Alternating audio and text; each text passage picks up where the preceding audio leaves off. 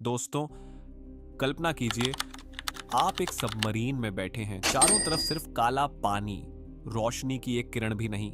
गहराई 8000 मीटर से ज्यादा, जहां दबाव इतना है कि इंसान का शरीर पल भर में चूर चूर हो जाए। लेकिन आज की कहानी उस गहराई से भी ज्यादा डरावनी है, जहां विज्ञान रुक जाता है और कुछ ऐसा शुरू होता है जो इंसान की समझ से परे है। ये कहानी है अटलांटिक महासागर की, दुनिया का दूसरा सबसे बड़ा महासागर। औसत गहराई 3600 मीटर, सबसे गहरी जगह प्यूर्टो रिको ट्रेंच लगभग 8.4 किलोमीटर। लेकिन एक जगह है बरमूडा ट्रायंगल के ठीक नीचे, जहां गहराई नहीं मापी जा सकती, क्योंकि वहां कुछ है जो मापने नहीं देता। पॉज, पानी की गहरी आवाज। साल 2019, एक गुप्त अमेरिकी रूसी संयुक्त मिशन, नाम डार्क अबिस। उद्देश्य बरमूडा ट्रायंगल में खोए हुए जहाजों और विमानों के मलबे की जांच।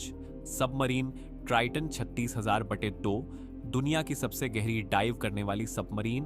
पायलट डॉक्टर एलेक्स रीड, उनके साथ 3 वैज्ञानिक। सब कुछ रिकॉर्ड हो रहा था, लेकिन 60,000 मीटर पर सब कुछ बदल गया। सबसे पहले सेंसर ने कुछ पकड़ा, एक विशाल संरचना, जैसे कोई प्राचीन द्वार, 200 मीटर ऊंचा, काला पत्थर जैसा। लेकिन पानी में कोई पत्थर नहीं होता इतना साफ। दरवाजे पर नक्काशी, सर्पाकार आकृतियां, जैसे नाग देवता, लेकिन हजारों साल पुरानी।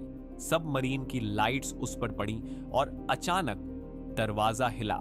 आवाज में डर घोलते हुए डॉक्टर रीड ने कहा, यह संभव नहीं, कोई यांत्रिक चीज नहीं है यहां। लेकिन फिर अंदर से आवाज आई, गहरी, गुर्राने वाली, जैसे कोई जीव जाग रहा हो। सबमरीन का हाइड्रोफोन ने रिकॉर्ड किया, 20 हर्ट्ज की फ्रीक्वेंसी। इंसान सुन नहीं सकता, लेकिन महसूस कर सकता है। हड्डियां कांपने लगीं, वे और करीब गए। दरवाजे पर कोई लिखावट नहीं, सिर्फ एक प्रतीक, 3 कोण वाला त्रिकोण, बरमूडा ट्रायंगल का प्रतीक। अचानक पानी में कंपन, जैसे कोई विशालकाय जीव हिल रहा हो। सबमरीन का सोनार ब्लाइंड हो गया। स्क्रीन पर सिर्फ एक चीज, एक विशाल छाया, लंबाई 150 मीटर से ज्यादा, आकार जैसे कोई प्राचीन समुद्री राक्षस। आंखें नहीं दिखी, लेकिन उसकी मौजूदगी महसूस हो रही थी। संगीत तेज, दिल की धड़कन जैसी बीट्स। एक वैज्ञानिक चिल्लाया, यह क्रैकन नहीं, यह कुछ और है। क्रैकन तो मिथक है, लेकिन यह जीवित था। सबमरीन को खींचने लगा, जैसे कोई चुंबकीय बल। वे भागने की कोशिश करते रहे, लेकिन दरवाजा खुलने लगा धीरे धीरे। अंदर से नीली रोशनी, नहीं, हरी नीली, जैसे कोई पोर्टल, समय का द्वार या नर्क का। डॉक्टर रीड ने आखिरी रिकॉर्डिंग में कहा, हमने पाताल का दरवाजा खोल दिया है, यह इंसानों के लिए नहीं है। फिर सिग्नल कट गया, सबमरीन गायब। कोई मलबा नहीं मिला, कोई बॉडी नहीं, सिर्फ एक चीज, उनकी आखिरी ट्रांसमिशन में आवाज, यह हमें देख रहा है। धीमी सांस। फिर तेज बरमूडा ट्रायंगल में 1000 से ज्यादा जहाज और विमान गायब हुए हैं। कोई निशान नहीं, लेकिन क्या वे गायब हुए या कहीं और चले गए? क्या यह द्वार किसी दूसरी दुनिया का है, जहां समय रुक जाता है, जहां जीव इतने प्राचीन हैं कि डायनासोर भी उनके सामने बच्चे हैं? कुछ वैज्ञानिक कहते हैं यह सिर्फ मीथेन गैस है, जहाज डूब जाते हैं। लेकिन मीथेन इतनी बड़ी छाया कैसे बनाएगा?